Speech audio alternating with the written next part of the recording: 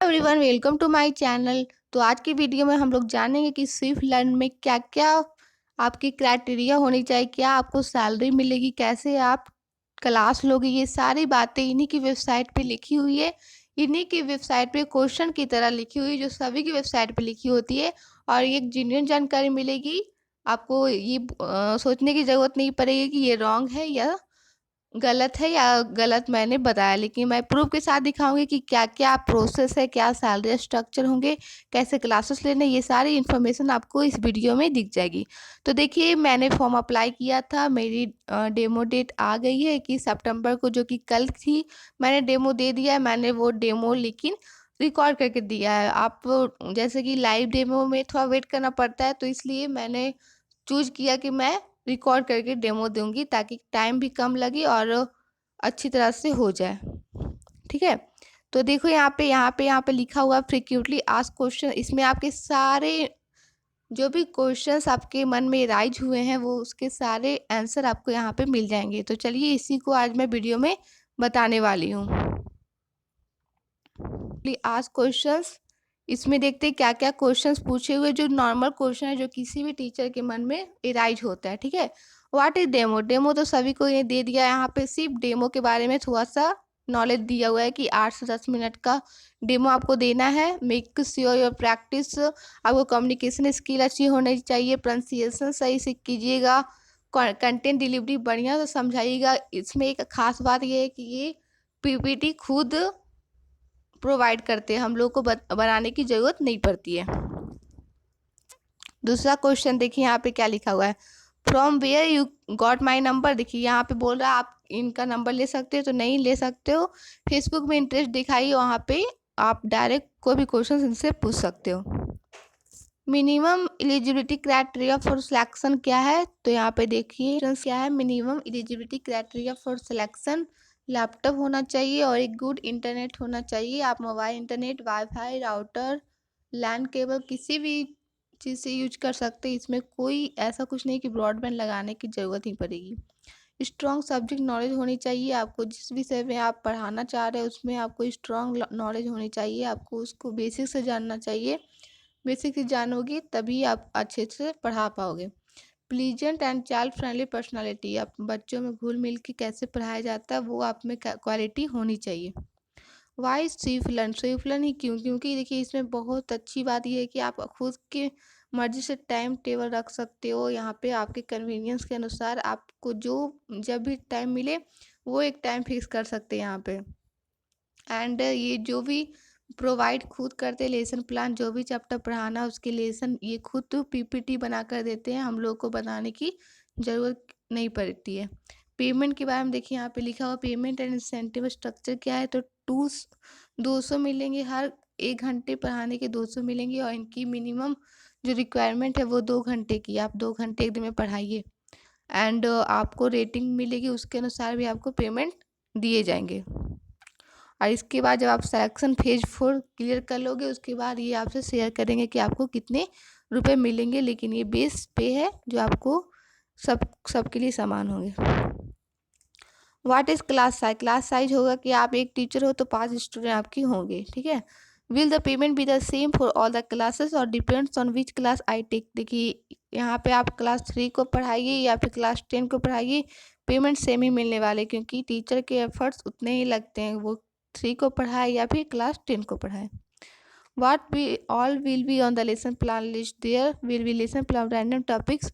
Lesson plan ये मतलब कि हर टॉपिक अलग अलग करते हैं। एक लेसन के कितने सारे टॉपिक है तो वही खुद प्रोवाइड करते हैं, इसमें ज़्यादा सोचने की ज़रूरत नहीं है। Do we provide the teaching materials for the classes when they are selected?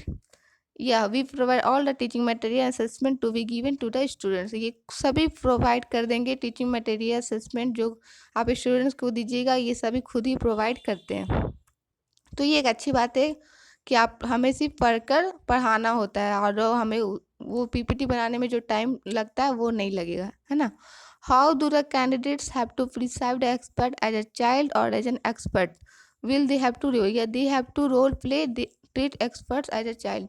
आप बच्चे को पढ़ा रहे हैं तो आप भी उसी की तरह रहिए ताकि वो आपसे फ्रेंडली हो जाए। How many minimum slot they have to give in a day and what the timing for the job? आप स्लॉट्स दो, you can give slot as per your convenience, आप अपनी सुविधा के अनुसार रख सकते हो, लेकिन उनकी जो रिकमेंड होती है वो खुद बोलते हैं कि at least 2 slots in a day, 2 slots एक दिन में ही रखिए, ठीक है। How many working days in a week, when can we take a week of.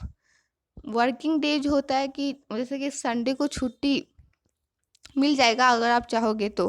We don't expect you to be available on Sunday, वो एक्सपेक्ट नहीं करते, अगर मर्जी है तो करिए, लेकिन वो एक्सपेक्ट नहीं करते। Can the candidate work for the weekends only, no, candidate can not work only on weekends. Candidates आपको पूरे दिन मिलेंगे, ऐसा नहीं कि सिर्फ वीकेंड्स में ही अटेंड करेंगे।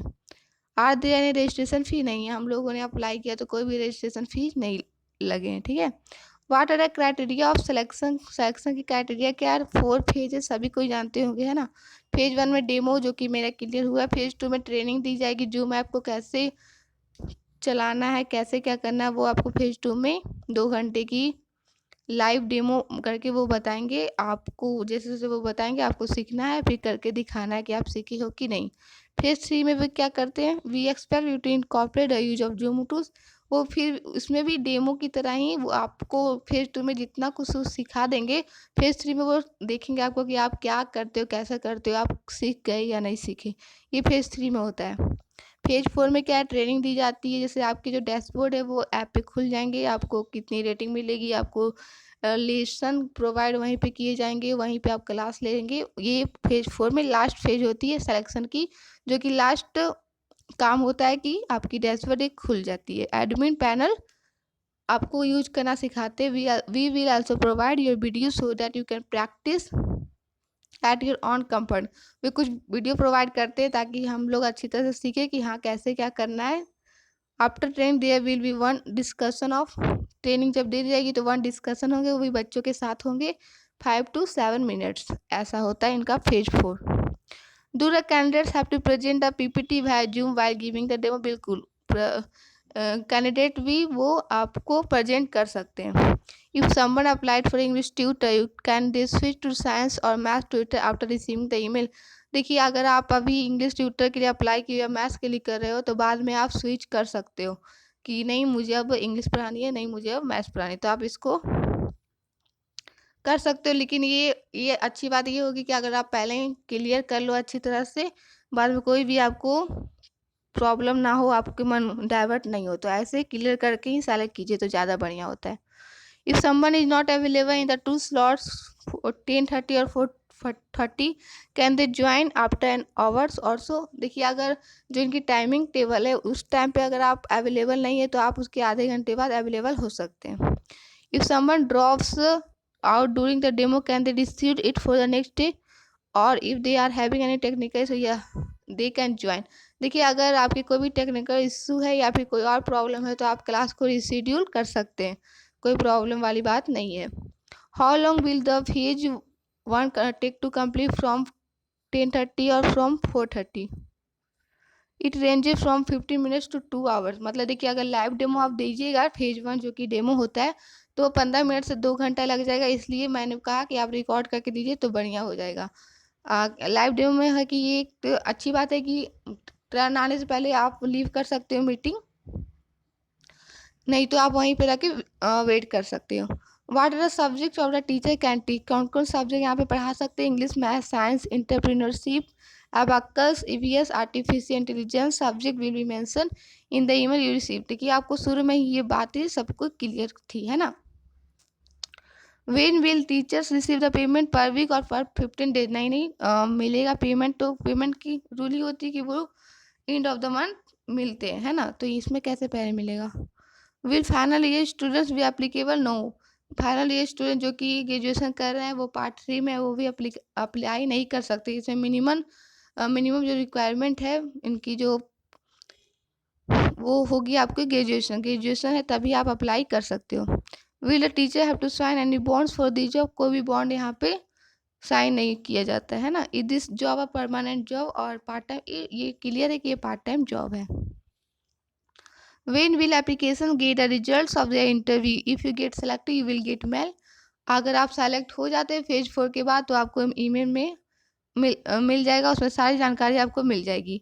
Is it necessary to use given background image. देखिए वर्चुअल बैकग्राउंड जो भी यहाँ पे 3 प्रोवाइड किए जाते हैं, अगर आप नहीं कर पा रहे हो, आपकी लैपटॉप सपोर्ट नहीं कर रही है, तो आप एक प्लेन बैकग्राउंड रखिए। प्लेन का मतलब कि कोई भी लाइट कलर वाला चलेगा, ठीक है। Time limits for demo class, demo video should be 5 to 7 minutes का डेमो चाहिए। मेरी 8 मिनट्स की हो गई, मे बी कोई प्रॉब्लम ना हो। Do we have any helpline number for the teachers who have been selected. कोई भी हेल्पलाइन नंबर नहीं है जो टीचर सेलेक्ट किए हैं। No we don't have any helpline number at. कोई भी इनके पास हेल्पलाइन नंबर नहीं है। हाँ, लेकिन इनकी वेबसाइट पे कुछ नंबर्स नीचे दिए हुए हैं, आप वहाँ पे कांटेक्ट कर सकते हैं। ओके फ्रेंड्स, आज के लिए इतना ही। आई होप आपकी सारी डाउट्स क्लियर यहाँ पे हो चुकी है। अब आपको कहीं किसी से पूछने की ज़रूरत नहीं है। ये एक जेन्युइन जानकारी है जो कि इन्हीं के ऐप पे दी हुई है, इन्हीं की वेबसाइट पे दी हुई है, तो इसमें आपको शंका नहीं होनी चाहिए कि गलत है या सही है। तो मिलते हैं नेक्स्ट वीडियो में। Bye bye.